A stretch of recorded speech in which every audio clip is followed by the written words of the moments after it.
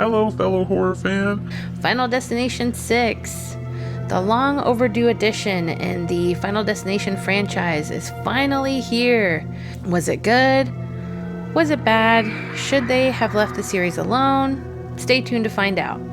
If you too are a big fan of the movies and watch them often, have seen them plenty of times, so often that you probably confuse several of them, I know I definitely do, then you are just as excited to hear about the new addition to this series and to see what new mayhem, death's designs we're going to cause this time around. I mean, after all, who could forget the dreaded log truck or the crazy LASIK gone wrong? I know those scenes are very much burned into my brain. Personally, no matter how ridiculous the death scenes are, which some of them are definitely laughable, I know if you've seen them, you've probably questioned how someone didn't realize that certain things would definitely not be possible to happen on their own. But I still personally love to watch them anyway. They are one of those like dark humor, scary vibe type movies, especially the first two. Actually, maybe even the first three. The third one, I would argue, has a lot more of a comedic feel to it in a way, but I still really, really enjoy watching all of them. So I was definitely excited to hear about this new one.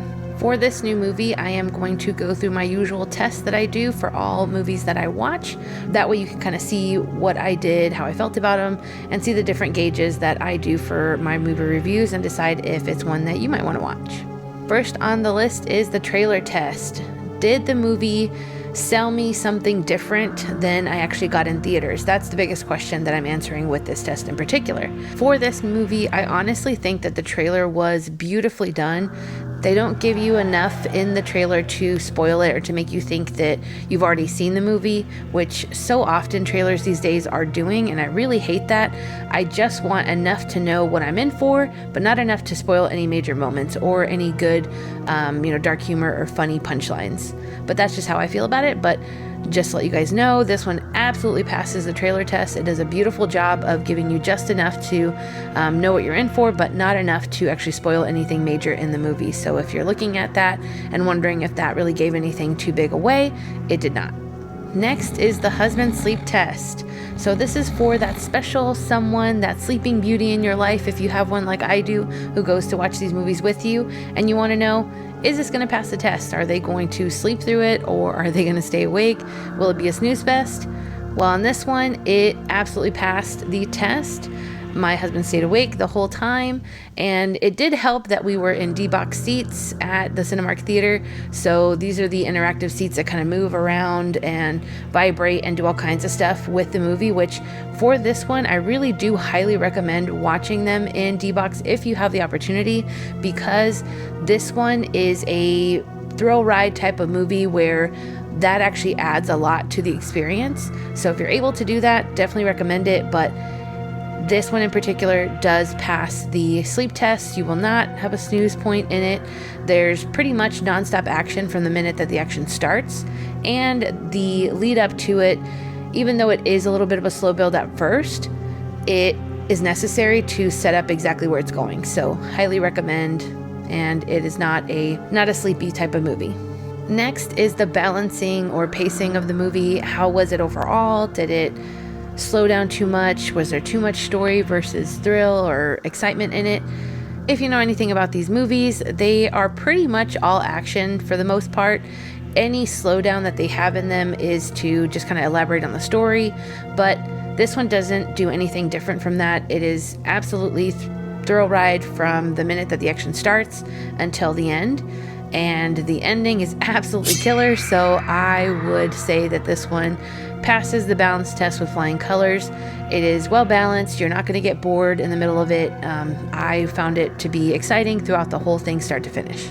Next is, what did I overall rate this movie on a scale of 1 to 10? I am, for the most part, pretty critical of movies, and I don't hand out, perfect 10s on any movie, because I think for the most part, movies can improve in one way or another. But honestly, for this one, because of what it is, I don't really see anything they could have done differently. It really is a 10 out of 10 for me on the horror scale, just because it does exactly what you expect, based on the franchise that it's in. It definitely one-ups from the previous couple movies that have been, coming out of this whole franchise. I think that it helped to bring the whole story full circle, which is really, really great. It's always good when a storyline can do that in a way that, at least sort of makes sense. And the other thing I really loved about it is that, of course, the great Tony Todd is in the movie one last time, and may he rest in peace, because he did pass away. And the way that they have his character in this movie is just such a beautiful tribute. That kind of took it over the top for me. I just thought, it was just a great, well-rounded movie for what it was. And I don't usually expect a ton when it comes to the acting piece of these movies. Not to say that the actors aren't good.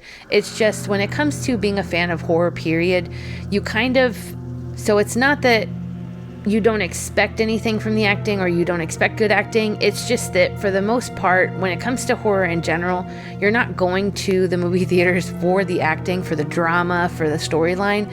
It's really for the gore, the excitement, the adrenaline rush, those types of things. And some of them, honestly, you learn to love the bad guy. That's kind of who you go back to the movie theater to see. So that being said, that's kind of why I can't really knock this movie when it comes to that. Honestly, the acting to me was pretty strong for what it is. I had never really even seen any of the main actors in this movie before, which they probably have been in things, I'm sure, but I just haven't really seen them before. But that being said, I felt like they did a really great job, giving you enough, emotion and feeling and drama in these parts when it was necessary, and it was just enough.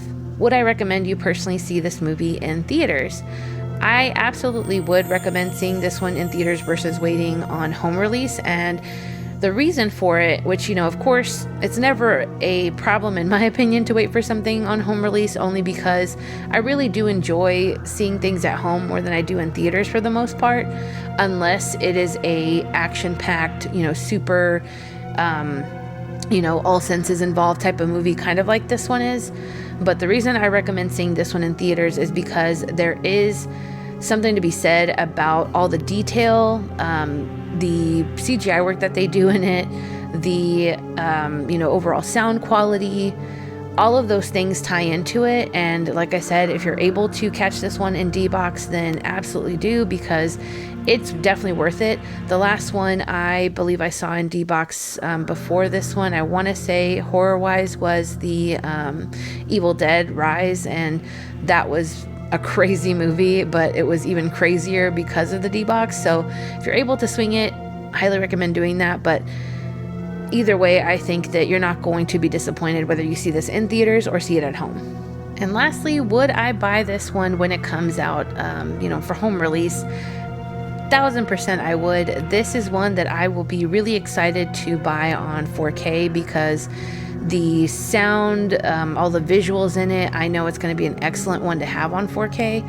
I have yet to be disappointed by any of the movies that I have bought so far, even the older ones that have been remastered in 4K. So I have no doubt this one is going to be a crazy visual when it does come out on that format. So absolutely would recommend getting this one. Even if you do streaming services, most of them are adapted for 4K now, either a 4K Fire Stick or a 4K TV.